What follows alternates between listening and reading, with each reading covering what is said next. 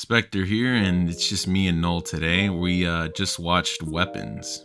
There was not enough weapons. So as always, we're going to do our spoiler-free section first, and then we're going to move on to a spoiler discussion afterward. So this movie, it wasn't all that scary, I want to say. But it was fairly comedic, funny enough. Yeah, actually, that was one of the points I was going to bring up originally, was how comedic the movie was. There were a few moments in the movie where it felt like it was all comedy. Like they leaned heavily away from horror and focused more on the comedic side of things. It wasn't necessarily a bad thing though, because I feel like in most instances, it didn't feel funny because they were trying really hard to make it funny.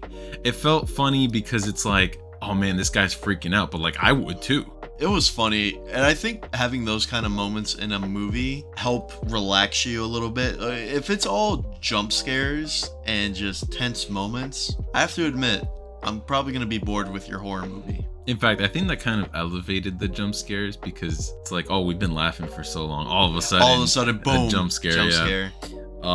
You know what else kind of helped, and you know, not everyone's gonna have this, but I think our audience was really like emotive. Like the screaming was there, the laughing, like it was just.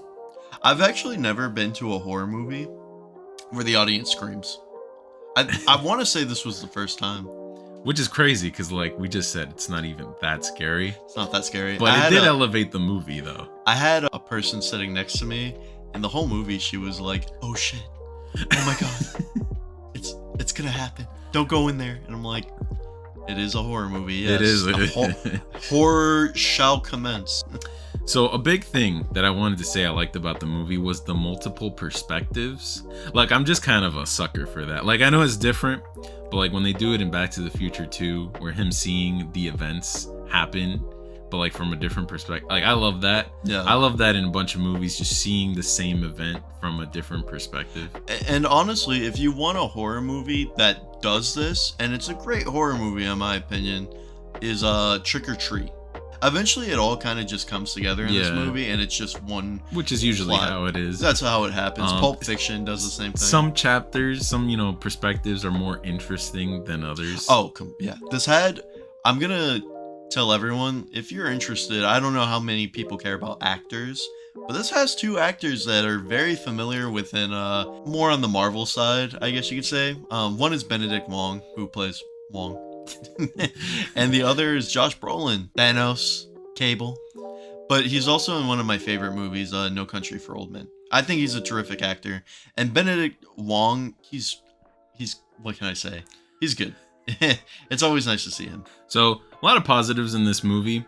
One thing that this movie does have, though, is like the symptom that horror movies have of like, you gotta make your characters a little dumb sometimes. Oh yeah, there was so many moments where I'm like, this person is so stupid. And you just kind of gotta do that, especially right in the age of cell phones, where like literally just calling the police can take away the tension. Like this is a thing that horror movies just kind of have to do nowadays. I even think the villain themselves or the antagonist was kind of stupid. Yeah. But you know what? It's not like major. Like they weren't like, the room temperature IQ. It was just, you notice it. But like overall, it was a good movie. I'd say like 3.5. 3.5 is exactly what I was gonna rate it. Has a bit of a scare, has a bit of comedy. Pretty good overall. Now let's do a quick spoiler discussion. Yeah. So yeah, you mentioned the villain. I think that's the most underwhelming part of the movie is the villain. It's a whole lot of nothing coming from her. So I'll go over it very quickly. The main villain of the movie is this kid's aunt, and the kid is who comes out of nowhere. Who comes out of nowhere, yeah. And the kid's under investigation because the rest of his classroom have all disappeared, like from their families. He's the only kid that never disappeared. And the aunt is just, I don't know what her purpose is. What does she want? We never find out what exactly she wants. The movie does tell you she's sick. And so I thought that the whole thing was she wanted to be younger or whatever, right? Or like sap people's health, life energy, I don't know. Whatever, right? But like a whole month passes and like nothing. She doesn't do anything. And like you would think, right? A month has passed and she doesn't even have a long-term plan. Just die. Like, yeah, obviously someone's going to be onto you. Yeah, eventually, exactly. right? Like, Yeah. someone's gonna like. What did she think would happen? What upsets me is the kid, like the one of the main characters. Yeah, Why didn't she just hypnotize him? brainwash. Yeah, Yeah, brainwash him. She actually could have avoided a lot. yeah, so much. My only thing for that is like maybe it would have aroused suspicion because he did have to go to school. Yeah.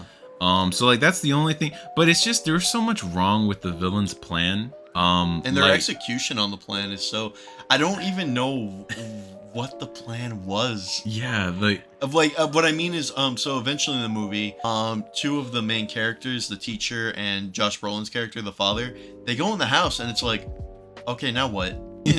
What is she gonna do now? And what happens is like there's like fight scenes and like scary like moments in the Right, in the house, but it all equated to like nearly nothing.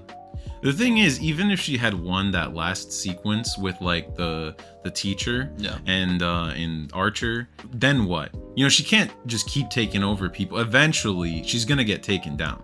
Yeah. And like she was gonna leave, but then it's like we don't get really like a goal from this villain. It just feels like what there wasn't that much of a point. We don't even exactly get a explanation on how her powers work. I mean, it's witchcraft. It's witchcraft. It's- But I think one of the weirdest things she does is she puts salt like in a line, and if you cross that line, the people that she possesses attack you. Yeah. But it's so weird because there's no prior like explanation. It seems like she can just do that. So why does the salt exist? Well, it was probably because she was busy doing something else that she wanted like them to stand guard or whatever. Which that whole house scene kind of has some creepy moments in it, like I mentioned. I think Oh yeah, there's a jump scare there. there is a jump scare. One of like the standout moments that they show, I don't know, it was like rather disturbing, was the kid's parents also get hypnotized and she makes them like stab their face with a fork and told the Oh, kid yeah, like that you is know a creepy- I'm not gonna make them stop unless you promise me. I don't know, I was That is a disturbed creepy, yeah. during that part. Overall, just mid villain, I would say. Yeah. What the whole plot itself though, with like the witch and everything, and like the kids being kidnapped and being like hypnotized to come over to the house, it seems very you know the story The Pied Piper? Yeah, it's about a guy that goes into town and they kind of hire him to use his pipe, like his flute, to get the rats out of the town, but you know, one thing leads to another and he actually just kidnaps kids. Like hypnotizes them to like leave the town and they never come back. It's just heavily implied that he kills the kids, and it's the same idea of this movie where Except like, she doesn't kill the kids. no, like That- it's so fucking stupid. yeah. She puts them in the basement and leaves them there, and actually she's not like, it's not like they're actively dying because she's forcing the kid to like feed them so that you know they're alive. But it's like, what are you doing with them then? Exactly. Like, just her plan just wasn't there.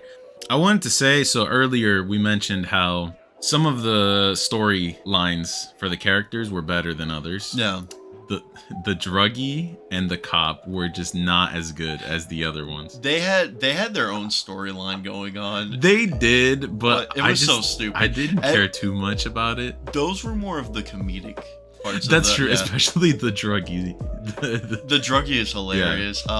So yeah, not that I didn't enjoy like their story arcs too. Their performances were also like all right. I wouldn't say they were standouts. I want to say that once you get to Alex's story, the kid, like all the pieces have already kind of fit together. Yeah. And it's not so much that it gets boring, but like it's kind of self-explanatory. Yeah, at that it's point. like a now what moment. Yeah, like you're like, well, okay, they're gonna show us how they got there, but I kind of already get the idea.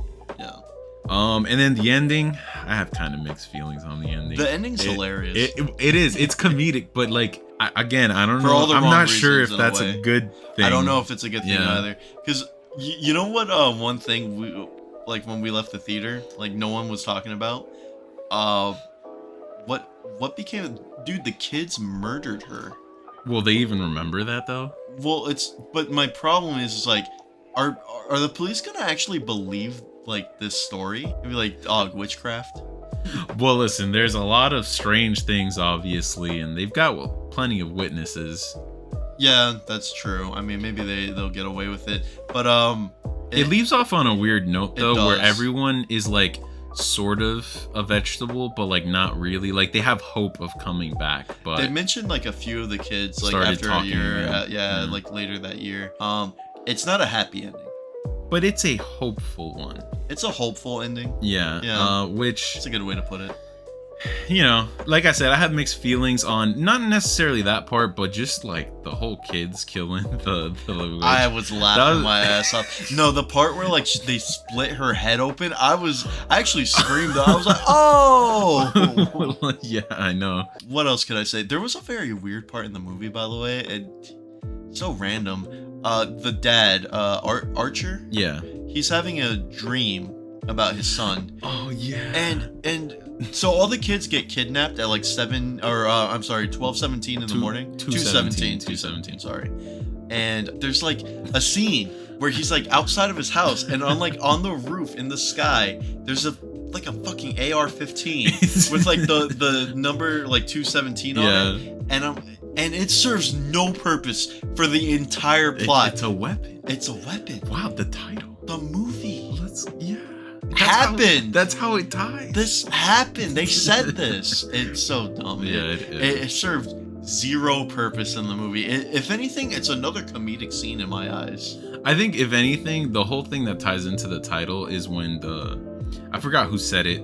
They were like, "Oh yeah, the kids. They were like weapons. Like the way they were targeting things. Yeah, like everyone who was hypnotized. Yeah, like their own everyone who personal was weapon. yeah. It's very unique. And that ties into the title, but like the AR, like, it's just random. Yeah, it's just random. Yeah. I think that's almost all I have to talk about, though. Yeah.